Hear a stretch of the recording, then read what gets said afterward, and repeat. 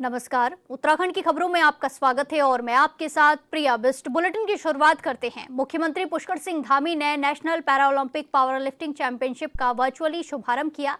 रुड़की स्थित core university में आयोजित उद्घाटन समारोह को संबोधित करते हुए सीएम ने कहा कि प्रतियोगिता केवल खेल आयोजन नहीं बल्कि भारत की अदम्य इच्छा शक्ति का उत्सव है। उन्होंने कहा कि पावर लिफ्टिंग अपने आप में अनुशासन, धैर्य, साहस और आत्मविश्वास का प्रतीक है। ये खेल सिर्फ ताकत ही नहीं बल्कि हौसले और आत्मसम्मान की अद्वितीय मिसाल है। भारत के दिव्यांग भाई बहन आज प्रत्येक क्षेत्र में देश का नाम रोशन कर रहे हैं।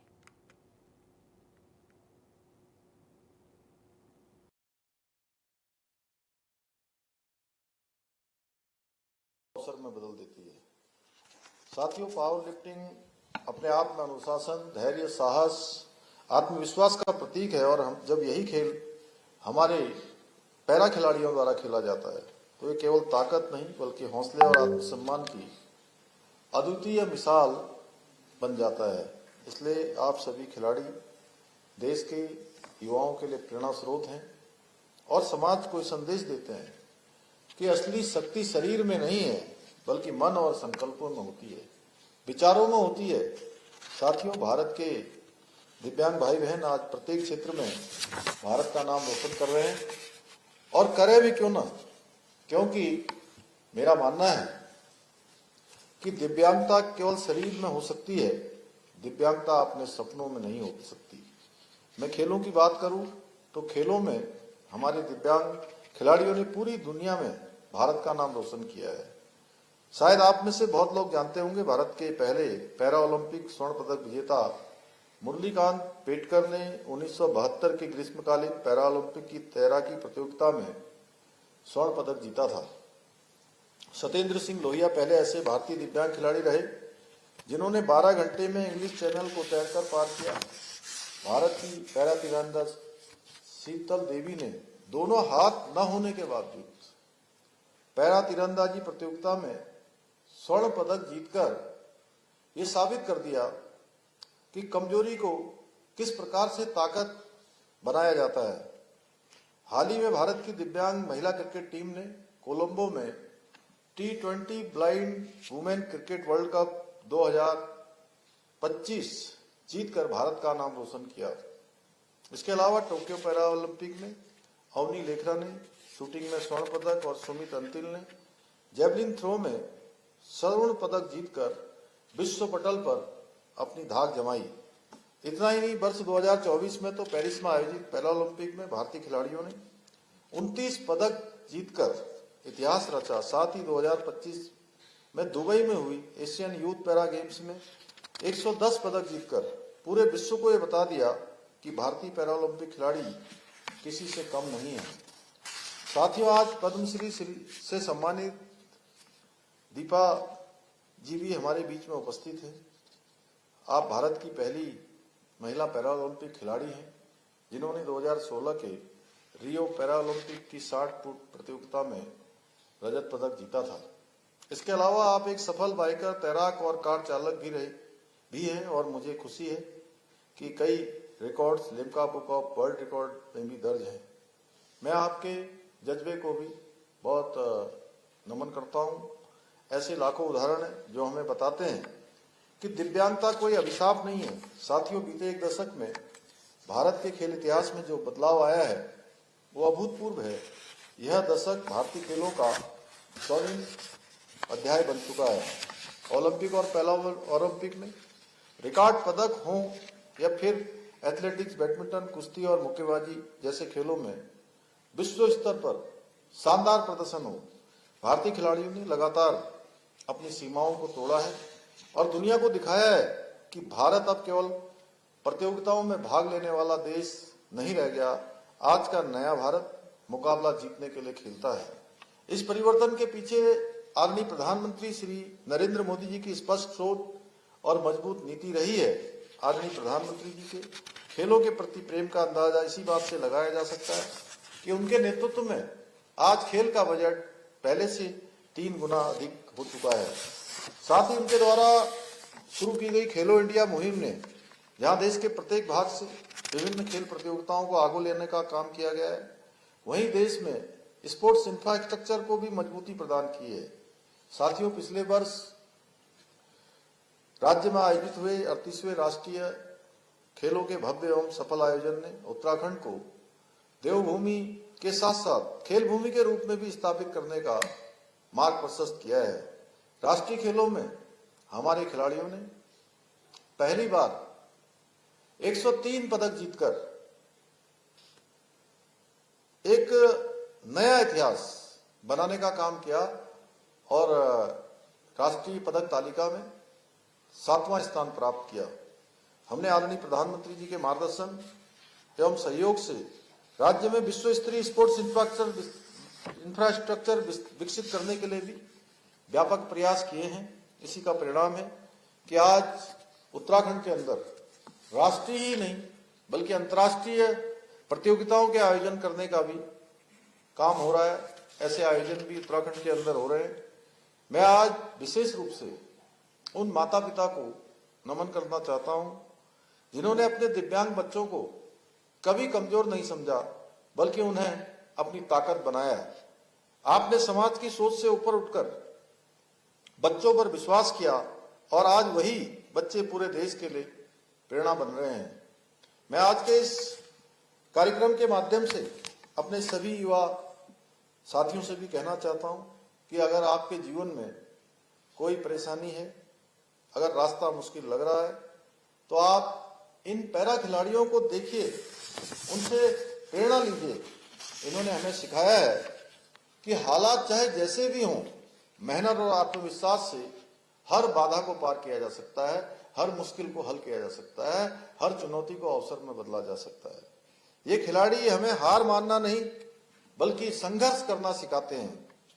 आज इस मंच से पूरे देश को संदेश जाना चाहिए कि उत्तराखंड उस हर प्रयास के साथ खड़ा है जो आत्मसम्मान, समान अवसर और मानवीय गरिमा को आगे बढ़ाता है। मैं सभी खिलाड़ियों को इस प्रतियोगिता के लिए हार्दिक शुभकामनाएं देता हूं। आप पूरे जोश, आत्मविश्वास और खेल भावना के साथ मैदान में उतरिए। जीत और हार नहीं बल्कि आपका संघर्ष, ये आपकी सबसे बड़ी जीत है, क्योंकि आपकी लड़ाई किसी और से नहीं है, स्वयं के हालातों से रही है। पर आपने कभी भी अपनी शारीरिक कमजोरी को बहाना नहीं बनाया बल्कि उसे अपनी ताकत और पहचान बनाया है। मेरे युवा साथियों, आपने हौसले और आत्मविश्वास की शक्ति क्या होती है ये पूरे विश्व को दिखाने का काम किया है। इसलिए मैं आप सभी पैरा खिलाड़ियों को सैल्यूट करते हुए, आप सबको शुभकामनाएं देते हुए और आपके विकल्प रहित संकल्प का सम्मान करते हुए मैं अपनी बात को समाप्त करता हूं। धन्यवाद। इसी के साथ खबरों में आगे बढ़ते हैं। देहरादून स्थित मुख्यमंत्री आवास में उपनल कर्मचारी संघ के पदाधिकारियों ने सीएम धामी से मुलाकात की। इस दौरान उन्होंने समान कार्य समान वेतन संबंधित कैबिनेट के ऐतिहासिक निर्णय के लिए आभार व्यक्त किया। वहीं सीएम धामी ने कहा कि उपनल कर्मी राज्य की प्रशासनिक व्यवस्था की अहम कड़ी हैं। सरकार कर्मचारियों के कल्याण से जुड़े सभी मुद्दों पर पूरी संवेदनशीलता के साथ कार्य कर रही है।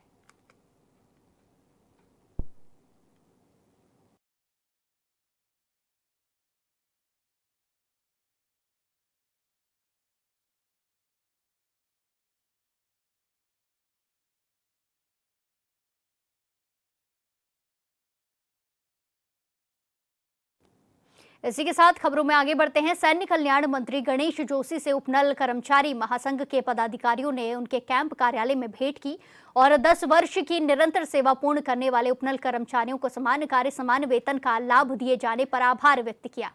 सैन्य कल्याण मंत्री गणेश जोशी ने मिठाई खिलाकर पदाधिकारियों को बधाई भी दी है। महासंघ के पदाधिकारियों ने कहा कि सैनिक कल्याण मंत्री गणेश जोशी के निरंतर प्रयासों और मुख्यमंत्री पुष्कर सिंह धामी के निर्देशों के परिणाम स्वरूप राज्य सरकार की ओर से कैबिनेट बैठक में उपनल कर्मियों के पक्ष में यह ऐतिहासिक निर्णय लिया गया। वहीं सैनिक कल्याण मंत्री गणेश जोशी ने कहा कि राज्य सरकार कर्मचारियों के हितों को सर्वोच्च प्राथमिकता देते हुए उनके कल्याण के लिए लगातार काम कर रही है।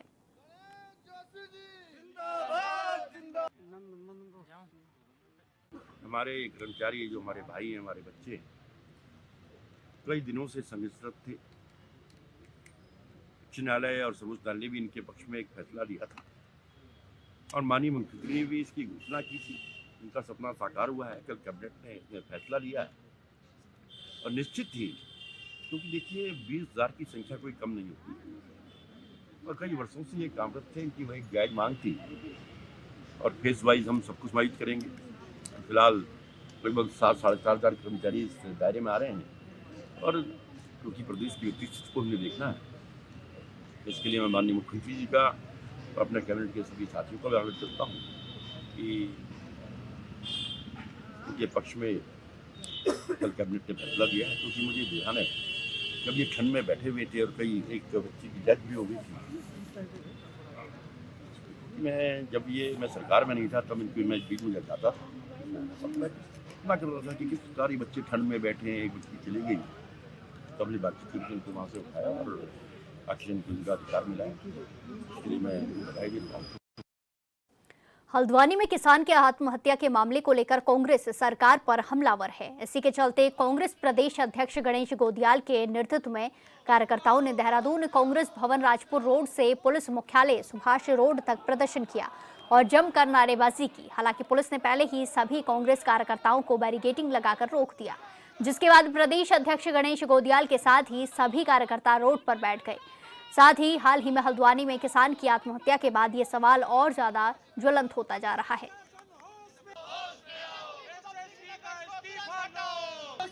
जब तक कि उन सब पर एफआईआर दर्ज न हो जाए, मुकदमे दर्ज न हो जाए और ये जांच सीबीआई को, तटस्थ एजेंसी को जब तक ये जांच, क्योंकि आरोप पुलिस पर है ना, तो जांच पुलिस करेगी, कैसे होगा? एसआईटी में कौन है? और एसआईटी सीबीआई गठित करे अपनी तरफ से।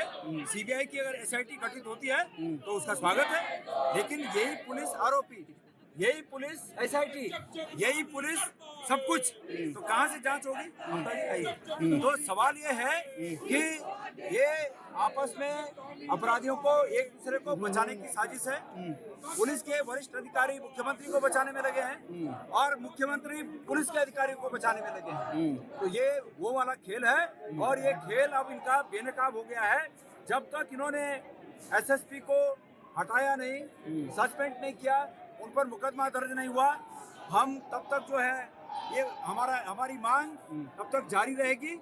और मैंने अभी सुना कि पुलिस के जो वरिष्ठ अधिकारी हैं, यहाँ के सबसे वरिष्ठ अधिकारी, उनका ये कहना है कि वो वार्ता के लिए तैयार हैं। अगर वो वार्ता के लिए तैयार हैं तो हमारे वरिष्ठ 10-15 लोग जाएंगे, हम अपनी मांग वहाँ रखेंगे, वो हमारी मांग पर विचार करें। मैंने 3 दिन पहले भी हमने प्रेस के माध्यम से बात कही थी कि वो हमारे देहरादून पहुँचने से पहले ये इनको यहाँ से हटा दें, लेकिन अभी तक उन्होंने नहीं ये हटाया।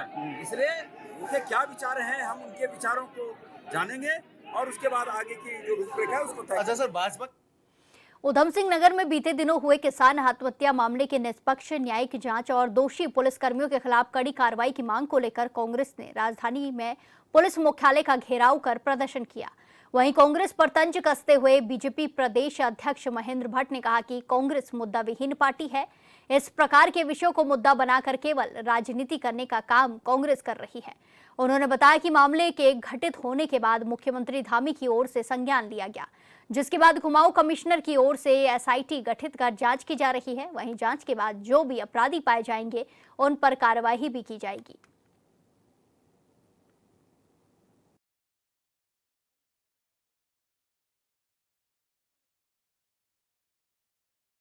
कांग्रेस मुद्दाविहीन हो चुकी है, कोई इशू बचते नहीं है।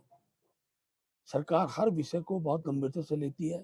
माननीय मुख्यमंत्री जी के सामने जब प्रकरण आया तो तत्काल उसकी एसआईटी की गठन हो चुका है। कुमाऊं कमिश्नर उस जांच में लगे हुए हैं। बहुत जल्दी दूध का दूध पानी का पानी होगा। और कांग्रेस के लोगों से मैं अभी एक ही अपील करना चाहूँगा कि जन समस्याओं को लेकर तो विषय खड़े करें, समझ में बात आती है, लेकिन कुछ ऐसे विषय जिसमें सरकार का कोई बहुत ज़्यादा एक प्रकार से मैं कह सकता हूँ कि ना तो दखलंदाजी होती है और इस प्रकार के वातावरण बनाकर केवल एक वातावरण को दूषित करने का जो काम हो रहा है वो उचित नहीं है। एसआईटी जांच में दूध का दूध पानी का पानी होगा, अपराधी सलाखों के अंदर होंगे।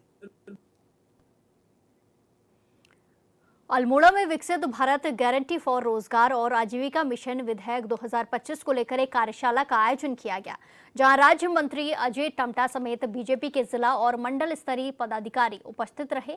कार्यक्रम में विधेयक को लेकर विपक्ष की ओर से फैलाई जा रहे भ्रम और दुष्प्रचार के खंडन के लिए रणनीति पर चर्चा की गई।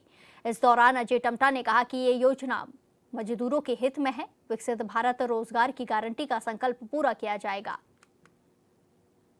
इधर है जागेश्वर विधानसभा के सारे सभी मंडल अध्यक्ष। देखिए, मुझे इस मामले में ज़्यादा कुछ बोलना नहीं है कि मेरे भी आपके इस माध्यम से वीडियो देखा है और मुझे लगता है कि जो बोला गया है वो बड़ा दुर्भाग्यपूर्ण है। देवभूमि से ऐसी आवाज़ नहीं जा सकती, वॉइस नहीं जा सकती। और मेरी जानकारी में है कि वो पार्टी के व्यक्ति भी नहीं है और पार्टी के ही नहीं है, वो इस प्रदेश के भी नहीं है। और जब इस प्रदेश के और इस पार्टी के नहीं है तो उनके बयान को इस प्रदेश से कृपया करके ना जोड़ा जाए। ये देवभूमि है, इस देवभूमि के लोग अच्छे हैं, इसलिए किसी के इतिहास को मैं नहीं जानता हूँ और इसलिए हर व्यक्ति जब भी कोई ऐसे बातें बोलता है उससे प्रदेश की बदनामी हो जाती है। और इसलिए मेरे ध्यान में आ रहा है कि जो जैसा होता है वो वैसे ही सोचता है। इसी के साथ खबरों में आगे बढ़ते हैं। अंकिता भंडारी हत्याकांड में एक बार फिर अहम मोड़ सामने आया है। इस मामले से जुड़े कथित वीआईपी नामों और वायरल ऑडियो रिकॉर्डिंग के बाद चर्चा में आई अभिनेत्री उर्मिला सनावर आज हरिद्वार के रोशनाबाद स्थित न्यायालय पहुंची, जहां उन्होंने जांच से जुड़े अपने मोबाइल फोन को कोर्ट के समक्ष विधिवत रूप से जमा कराया है। बताया जा रहा है कि इस मोबाइल में अंकिता हत्याकांड से जुड़े अहम सबूत और ऑडियो रिकॉर्डिंग मौजूद होने का दावा किया जा रहा था। इससे पहले इस प्रकरण को लेकर बहादुराबाद थाने में मुकदमा दर्ज किया गया था और एसआईटी की ओर से उर्मिला सनावर से पूछताछ भी की जा चुकी है।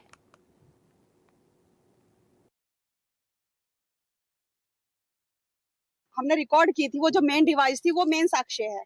हमने रिकॉर्ड की थी, वो जो मेन डिवाइस थी वो मेन साक्ष्य है जो कोर्ट में जमा होना है। और दूसरा हमारा वॉइस सैंपल है। और हमने उत्तराखंड की जनता से एक वादा किया था कि सीबीआई जांच होगी। तो मैं तो माननीय मुख्यमंत्री जी का धन्यवाद अदा करना चाहूंगी कि उन्होंने सीबीआई जांच के ऑर्डर दे दिए। और जो भी इसमें हिडन है, क्योंकि अभी अंकिता भंडारी के लिए ये आधा अधूरा न्याय हुआ है और अब ये पूरा न्याय होगा जब उस वीआईपी का नाम पूरे उत्तराखंड की जनता के सामने आएगा, तब उस दिन उसकी आत्मा को शांति मिलेगी जो पंच तत्वों में बेटी विलीन हो चुकी है। और मेरे ख्याल से इस तरह की आवाज मैं मुंबई होके और यहाँ मेरे कैसे, मुझे खुद भी नहीं पता कि एक बेटी का किस तरह से मेरे साथ तार जुड़ा। मैं तो यही कहती हूँ कि उस बेटी के साथ न्याय हो और उत्तराखंड की जनता जैसे हमें प्यार दे रही है, दिलों में उन्होंने हमें अपनी जगह दी है और ऐसी आगे भी मतलब हमारे पर विश्वास जमा के रखेगी। सीपीआईएम के राज्य सचिव इंद्रेश मैखुरी के नेतृत्व में अंकिता न्याय यात्रा शुरू थराली से की गई है, जहां वो थराली पहुंची, जहां नुक्कड़ सभा के जरिए कॉमरेड इंद्रेश मैखुरी ने सरकार पर निशाना साधते हुए कहा कि सरकार अंकिता को न्याय दिलाने में असमर्थ रही है। उन्होंने आरोप लगाया है कि सरकार ने अंकिता के माता पिता की मांग नहीं मानी है।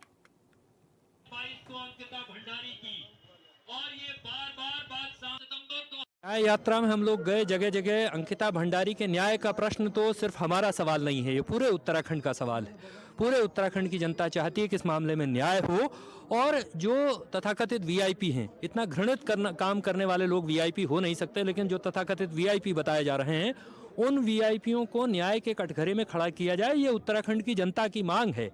और अभी भी सरकार इस मामले से छल फरेब प्रपंच करने से बाज नहीं आ रही है। लगातार नए नए संदिग्ध पात्रों को इसमें घुसा रही है। सीबीआई जांच की घोषणा के एक हफ्ते बाद भी सीबीआई जांच का दूर दूर तक पता नहीं है। हमारा बहुत साफ तौर पर कहना है कि सीबीआई जांच सुप्रीम कोर्ट के जज की निगरानी में होनी चाहिए। अंकिता भंडारी के न्याय की लड़ाई सिर्फ एक लड़की के न्याय की लड़ाई नहीं है। इस उत्तराखंड के भीतर तमाम बच्चियों, बहन बेटियों के बेखौफ होकर के, बेखटके बाहर निकल करके अपने लिए पढ़ने, अपने लिए रोजगार के रास्ते तलाशने की भी लड़ाई है। इस उत्तराखंड को थाईलैंडी टूरिज्म वाले मॉडल में न तब्दील किया जाए, ये सफेद पोश वहशी दरिंदों की ऐश का चारागाह न बने, ये इस बात की भी लड़ाई है। और इस लड़ाई में आम जनता व्यापक रूप से खड़ी है। ये है कि ये लड़ाई एक बड़ी लड़ाई है और ये अब तक जो हमें हासिल हुआ है ये जन दबाव से ही हुआ है। और आगे जो हमारी मुख्य मांग है, दो हमारी मुख्य मांगे हैं। एक तो जो सीबीआई जांच की आपने संस्तुति देने की बात कही है, वो किसी कोर्ट के सिटिंग जज के देखरेख में हो। पहली मांग तो ये हमने इसमें शामिल करना चाहते हैं। और दूसरी ये कि जो उस सबूत नष्ट किए गए थे उनके खिलाफ कार्रवाई की जाए। तो अभी फिलहाल ये दो बड़ी मांगे हैं। बिना इन दो बड़ी मांगों के ये जो सीबीआई जांच की बात, संस्कृति की बात कर रहे हैं, तो हमारी समझ में आने वाली नहीं है। तो हम ये चाह रहे हैं कि सारे राज्य की जनता इस मसले को लेकर लगातार बात करते रहे, किसी न किसी रूप में बात करते रहे। चाहे सड़कों पे रोज नहीं आ सकते, दुकानें रोज बंद नहीं की जा सकती, रोज मुख्यमंत्री आवास का घेराव नहीं किया जा सकता। तो इस छोटी छोटी इस तरह से सभाएं करके रोज लोगों तक बात पहुंचाई जाए और इस बात के जरिए लोग भी इस बात को आगे बढ़ाएं ताकि सरकार पर दबाव बना रहे और ये दो मुख्य मांगे जो हैं ये पूरी की हों। नैनीताल के उखलकांडा ब्लॉक स्थित तोक किटौड़ा में वन विभाग के पिंजरे में एक तेंदुआ कैद हो गया है। तेंदुए के पकड़े जाने की सूचना पर वन कर्मियों की टीम मौके पर पहुंची। आपको बता दें कि इससे पहले तेंदुआ गांव की महिला को मौत के घाट उतार चुका था। तेंदुए के पिंजरे में कैद होने से स्थानीय लोगों को थोड़ी राहत मिली है। ये देखो तो बाप रे रामी कि आज सुबह जो हमारे बड़ौन क्षेत्र में 30 दिसंबर को जो घटना हुई थी उसमें एक महिला की मृत्यु हुई थी। तो वहाँ पर तब से ही हमारी कार्यवाही जारी थी। वहाँ पर पिंजरे स्थापित किए गए थे और हमारी टीम लगातार गश्ती और रेस्क्यू ऑपरेशंस चला रही थी। तो कल रात में वहाँ एक पिंजरे में एक लेपर्ड कैद हुआ है जिसको वहाँ से लेके रेस्क्यू सेंटर लाया जा रहा है। कि घटनाएं 3 हुई थी और तीनों अलग अलग क्षेत्र में हुई थी। तो इससे पहले भी जो लेपर्ड पकड़े गए थे उनको भी हम रेस्क्यू सेंटर लेके गए हैं। उनका मेडिकल परीक्षण किया जाएगा, बाकी DNA सैंपलिंग की जाएगी। उसके बाद ही जो रिजल्ट्स आते हैं उससे वेरीफाई हो पाएगा। इसी के साथ खबरों में आगे बढ़ते हैं। लोहाघाट में अपनी मांगों को लेकर असम राइफल्स के पूर्व सैनिकों और अधिकारियों ने एसडीएम कार्यालय तक आक्रोश रैली निकाली और एसडीएम को मुख्यमंत्री समेत जिलाधिकारी के नाम ज्ञापन सौंपा। इस दौरान सभी ने जोरदार नारेबाजी की। इस दौरान प्रदर्शनकारियों ने कहा कि असम राइफल्स के डीजी उनका शोषण कर रहे हैं। उन्होंने कहा कि असम राइफल्स ने भारतीय सेना के साथ कंधे से कंधा मिलाकर कई युद्ध लड़े हैं, पर इसके बावजूद भी उन्हें भारतीय सेना का हिस्सा नहीं माना जाता है। अरे वाह ऑल इंडिया की जय, असम अरे वाह जिंदाबाद, अरे वाह जिंदाबाद, अरे वाह जिंदाबाद, रूल कंट्रोल।